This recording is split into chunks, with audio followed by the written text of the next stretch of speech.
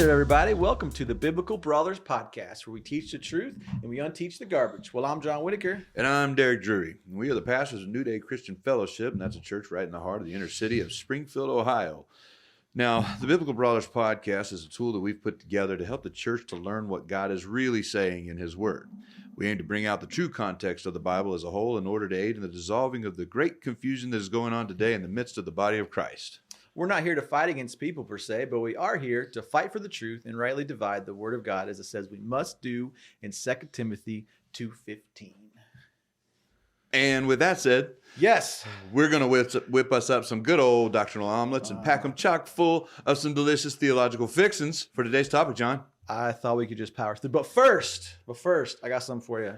Today's episode is brought to you by Brawler's Beard. Big Brawler Beards.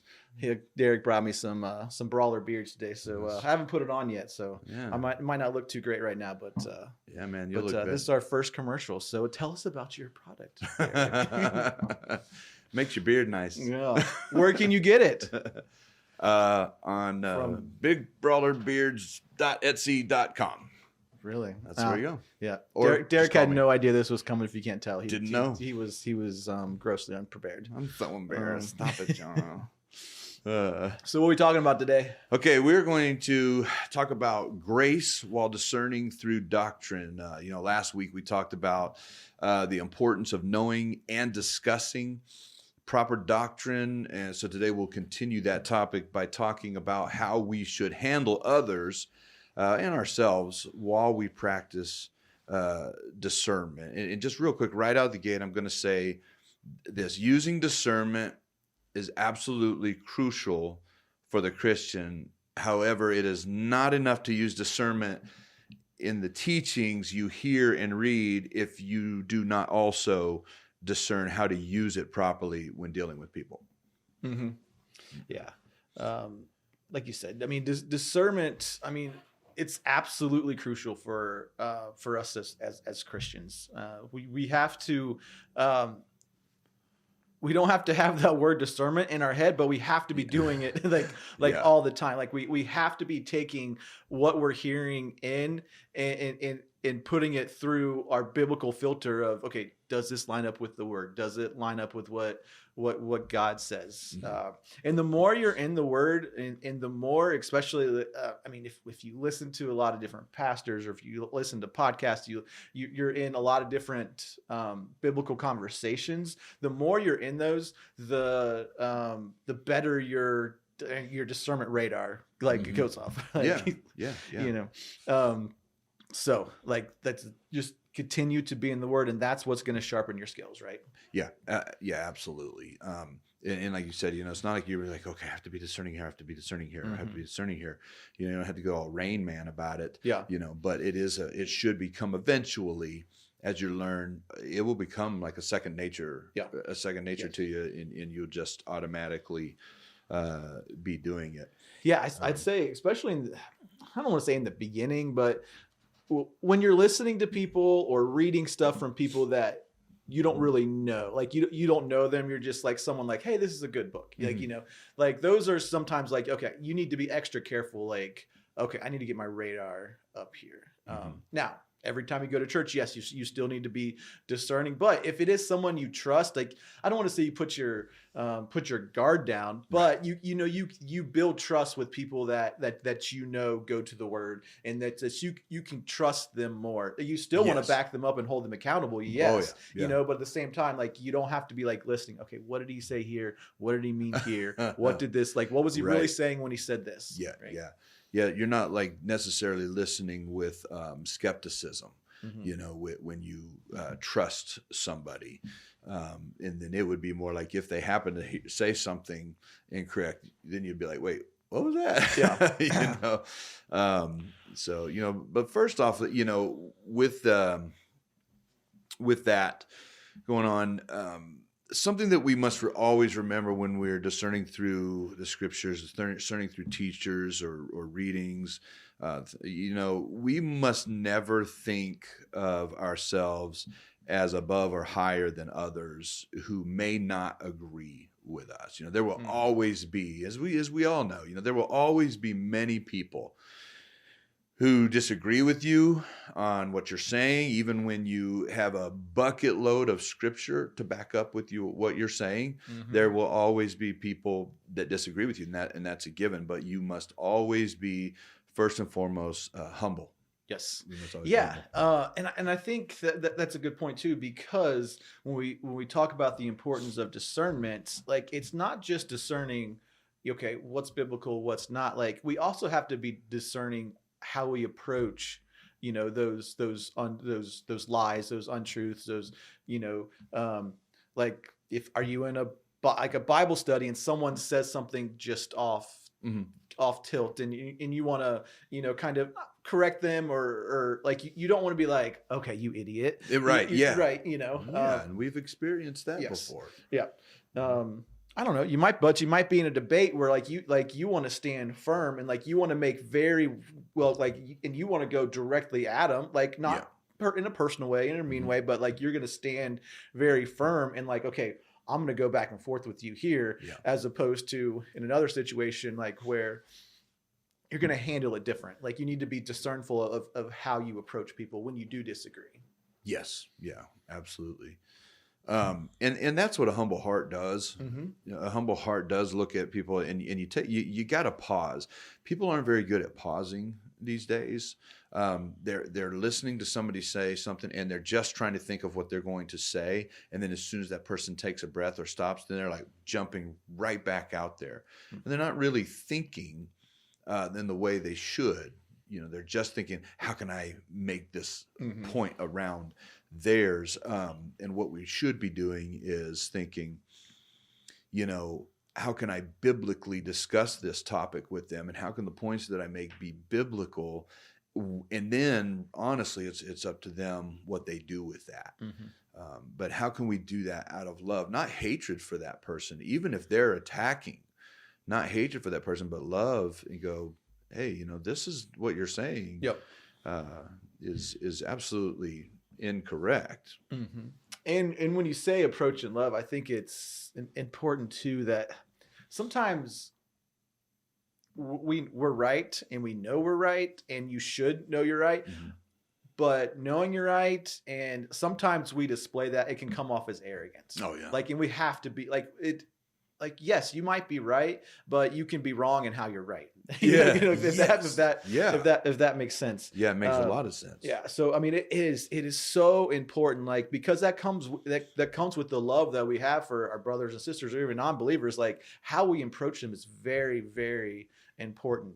And especially when you dig into the word and you're so excited and so okay, these are some foundations, these are truth, and you want to proclaim it, you want to be proud, you want to stand, and you do need to do all those things, but you have to be tactful, you have to be graceful, you have to be soft in a good way. You have to be compassionate to what they're hearing when when you're proclaiming those truths. Yeah. And so to your point, if you're in a debate, there are times where you have to really dig down deep and go, let's say, you really get in the trenches of this debate.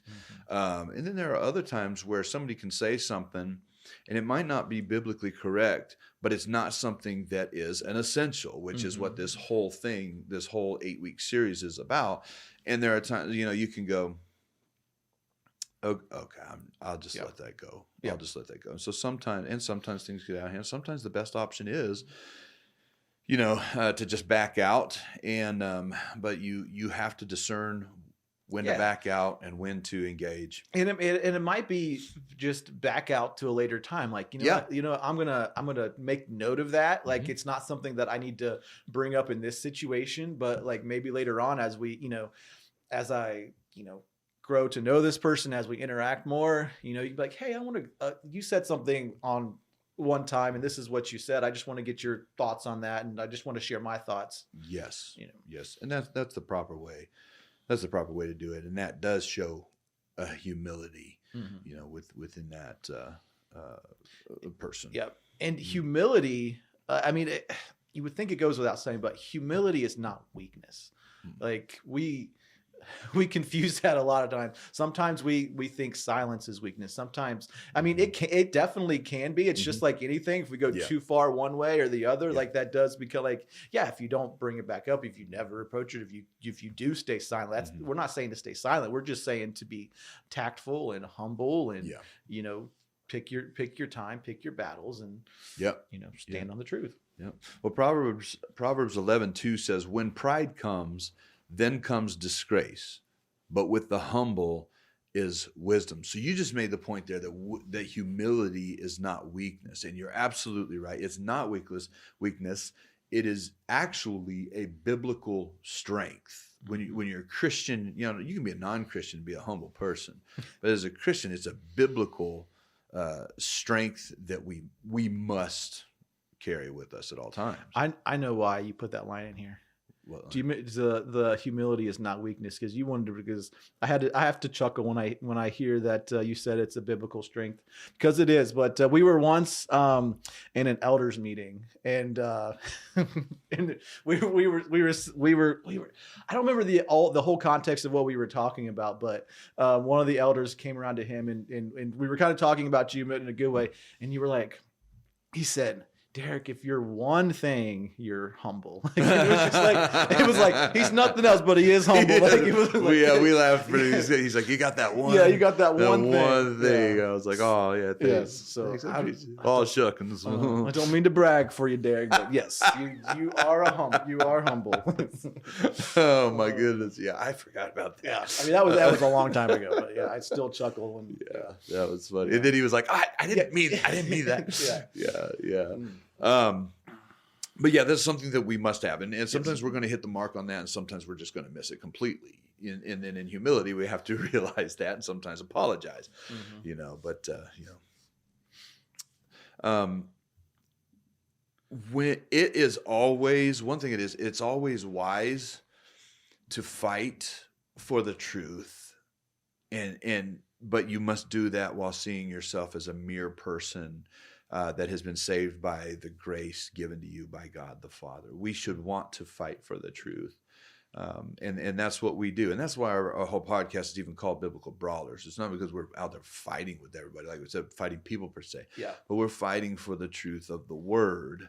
And so in doing that, we still have to see ourselves as just mere people that have been saved by the grace of God.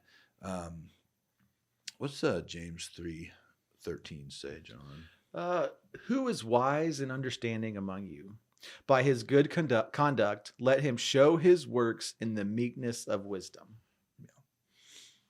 The meekness of wisdom. So the wisest of Christians are going to be humble in their attitudes and behavior. You know, and there are many very intelligent. And this is something that always gets me. There are very intelligent people in this world.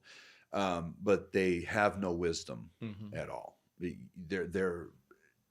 They will mock the Bible, mock Christ, mock God, and that will only last for so long, obviously, because God, the Bible says God will not be mocked. But some of the most intelligent people that have ever lived on this planet were devoid of true, real wisdom. Yeah. I mean, I'm very blessed that I'm not a very intelligent man. I feel like, like you're right. Yeah, both of us. Yeah. You see so many times where by worldly standards, by books, by I don't know, people, whatever, they're very smart, very knowledgeable, very wise people, but you look at them and it's like, I don't know, it's like, okay, you don't have common sense. You like then like from a bigger point, like, no man, you are lost. You are like, I mean, again, it sounds arrogant, but stupid. Like, I mean, obviously we wouldn't approach it that way, but it's like really like your heart just breaks for them. Like, you have what you think is all this worldly knowledge, and it's just a waste. Yeah. And then going to find out how many of them, even their worldly knowledge is incorrect. But they're sitting there with their legs crossed and like, yes, well, and those silly people that are, and you're like, man, you're just so lost. You're so lost now. And when we see that, it honestly should break our hearts, but it should also, even when we're thinking, oh, come on, then we have to discern, okay, how am I going to approach this? Again, how am I going to approach this? And we must always be aware of the danger of our heads becoming so packed full of knowledge, yet our hearts becoming devoid of humility. Mm-hmm. That can happen very easily. And anytime that we're dealing with these situations, we have to check ourselves. Yep. We have to assess, okay, why am I even correcting this? Mm-hmm. What is the purpose that I'm doing that? Am I doing that because I want to look cool Mm-hmm. to somebody else? Or am I Yep. doing that because I really want to correct this person Yep. in a loving, humble Mm-hmm. way and point them, to the truth? Yep.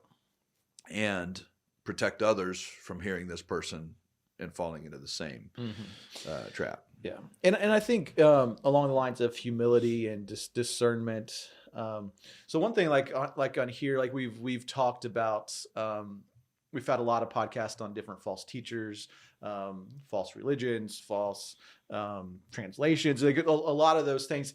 And we do go hard at those things, Mm-hmm. right? Because we do that purposely Yeah. because they are impacting a lot of people, right? Absolutely. Like, but we're not going to go hard at the people that are necessarily listening to those things or like having questions about those things. Right. Those are the ones like, okay, we're going to be much more humble and soft and like dialogue and conversation, and just not someone good saying, oh, nope, you're wrong, you're an idiot. Like, no, that's not how we're going to approach that.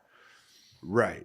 And there are times where we're honestly, I mean, in the Bible, we're shown that example, where Paul or Peter, they're going at a situation where somebody was a false teacher, and they would call them, look, they're just wearing sheep's clothing, but inwards, they're ravenous wolves. Mm-hmm. And there were times where they really called out people, and it did not sound nice. Now, remember, of the 27 New Testament books, and we've said this before, 26 of them have warnings of false teachings, hard warnings of false teachings. That's 26 out of 27 New Testament books. So again, it's very proper and important that we would do that as well. But sometimes when we engage people, it's not going to have that nice fuzzy feel like people want. It's going to sometimes make people uncomfortable, and a lot of times we're uncomfortable doing it. I mean, I'd say more often than not, there's a discomfort in my flesh even when I'm engaging with people in those situations. But it has to be done. Yep. Yeah. And 100%, it's not discomfort of because you're not sure what you're saying. It's not discomfort of what we know is the truth. It's like no one likes confrontation. Wow, I can't talk today, and I'm on a podcast. But yeah, no one likes confrontation, and if you do, you need to check your heart a little bit, right? Yeah. And so like if you are humble, you're not out there looking for a fight, and so like you're gonna be mindful of the reaction that you're going to get. And you're like, man, like I just met this person, I'm just having a conversation, and you feel like, okay, I have to say something here. Mm-hmm. Yeah. And a lot of times it comes out as, well, let me challenge that thought. You know, that's one way. Let me challenge that thought. Now there are times where, even on like social media or sometimes in the comments of our videos, I will engage with people that are talking goofy smack or something like that on there. And I will engage for a little while. And I even put a comment out the last time I was doing this on one of our videos saying, this is why I do this, is because I don't want anybody to read the comments that some people are putting out there that are just ridiculous and false things. I don't want our listeners reading those comments and be like, yeah, that's a good point. And then start looking into that direction. And so I will engage with these people and even call them out. Right. And it's not going to look very friendly.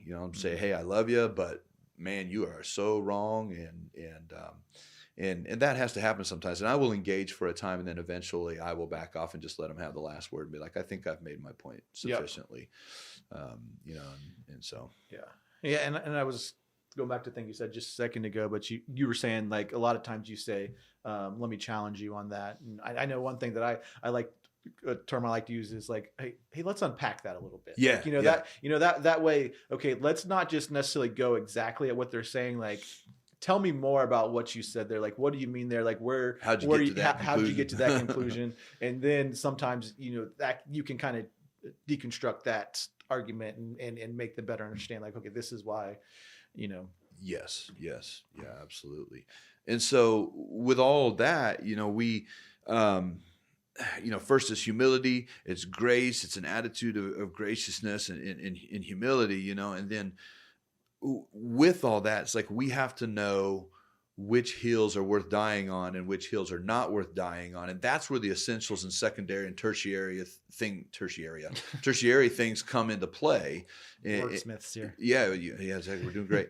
But we have to learn which hills to die on. And that's where people are not always very good at discerning. Mm-hmm. People want to die on every single hill that they come to. They're looking, like you said, looking for a fight, looking to kill somebody on the hill, and then if they have to die on that hill themselves, we have to be better than that.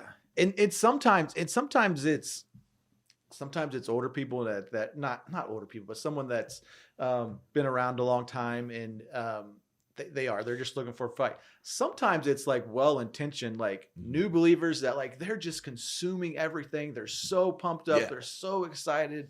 Like, and you do get that from, a lot of new reformed people. Like they start to see like the knowledge and they're like, okay, I have to, like, and it does. It just comes off of. I got to beat some heads.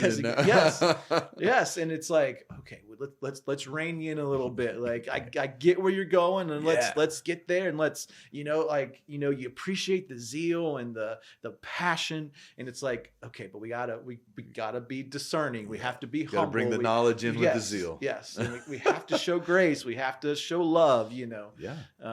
There's just so much that goes into it. Yeah, there really is. Looking at some examples, I think that people like examples.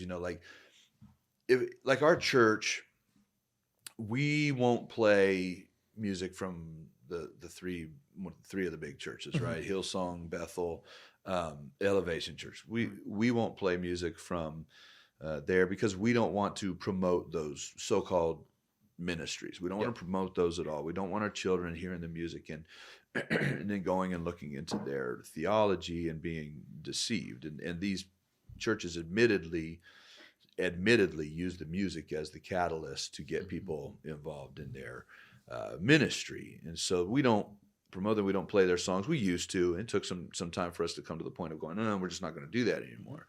But now if we looked at every single person and vetted every song by the person that wrote the song, man, there's even hymns. There's very few that we would be able to sing. Right. And so there are some, times where we'll bring in, there might be a Christmas song by Lauren Daigle. Bad theology, young 28-year-old girl, some bad theology that she believes, but she can write a good Christian song. Sometimes, we'll sing a song. Amy Grant, same thing. Bad theology, some wonky beliefs there, but might sing a Christmas song from her. What do you know? Horatio Spafford, he wrote "It Is Well," long time. One of the favorite hymns of all time. He ended up leading a cult and had some crazy, even blasphemous beliefs in the end. Yeah. And you go, man, how do you go from that heart set? But we all sing that song. Yep. And so those people, they're not churches that are these ministries. They're not entities, that are going. And so, and we also ought to know that we don't get our theology from singers. Right. We shouldn't. We should not get our, too many people do. Yeah. But we should never get our theology from artists, Christian or not. Some of them just going to hold to some weird and unsettling beliefs even. Yeah. Yeah, and we have a whole podcast about that too. You can go back and listen to. But too, and it's like we also know that there's good biblical theology, thick churches out there that do sing those songs, and like that's the decision we made for this church, and that's Yes. not we're not going to break fellowship with those people No. because those are some of those secondary issues that some Yep. people they want to make primary issues, and they're just not. Yep. But You're not going to get to heaven and God will be like, I'm sorry, you were doing so good. But you were playing some Bethel songs on Right. Sunday morning, Yeah. and that's where that becomes the secondary issue, because it's not a salvific thing. Yep. That now there's things where we're probably getting pretty close to where needing to end this one, aren't we? Yes. But there are some things, and we'll get into that as we continue into the podcast episodes in this series. There are things where secondary issues can become the essential issues because people make them that, and we'll talk about that through this entire series. Any last thoughts there, John? Yeah, I mean, we hit a lot on grace and humility. I know since we are running short on time, one thing I did want to hit, and we won't have a lot of time to go into it, but John 1:14.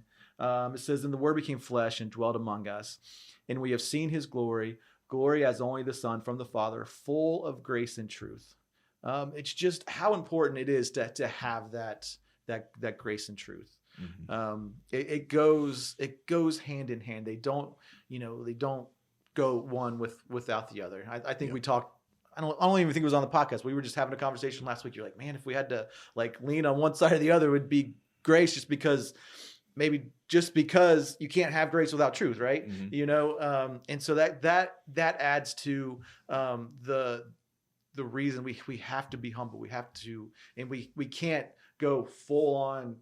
All it is truth, because we're going to miss the grace. And same thing, if it's all grace, we can also miss some of the truth. It goes hand in hand, and we have to be able to discern that as well. Like, okay, are we handling this situation? Are we confronting this person, or talking to this person, or sharing the gospel with this person? Are we showing them grace and truth at the same time? Yeah, has to be done. And it comes down to a state of the heart. That's what it ultimately comes down to, a state of the heart where we see God as the very one, the only one who showed us ultimate grace. We must never, ever think of ourselves more highly, and that we should lift ourselves to a place where we ever think that we are deserving of the grace that the Lord has shown us. And I'll read this verse here real quick. It says, Romans 12:3 says, "For I say through the grace given to me, to everyone who is among you, not to think of himself more highly than he ought to think, but to think soberly, as God has dealt to each one a measure of faith." Yep. And that right there, once you see the truth of His Word, you don't think of yourself too highly. His Word keeps you humble. But if we're just God's covered us in grace, we can do whatever we want, then we miss out on His Word. Yeah. And when we do start to get out of hand, He checks us. Mm-hmm. His Spirit checks us, man. So thankful for that. Any last thoughts? No, I think that's it. Okay. Well, then remember, any fool can be a worldly brawler. But it takes a real man to be a biblical brawler. And a wise man. And It doesn't matter. Yeah, it doesn't matter. A wise man is a real man. That's right. And a real man is a wise man. Love you guys. Love you guys. Well, that's it.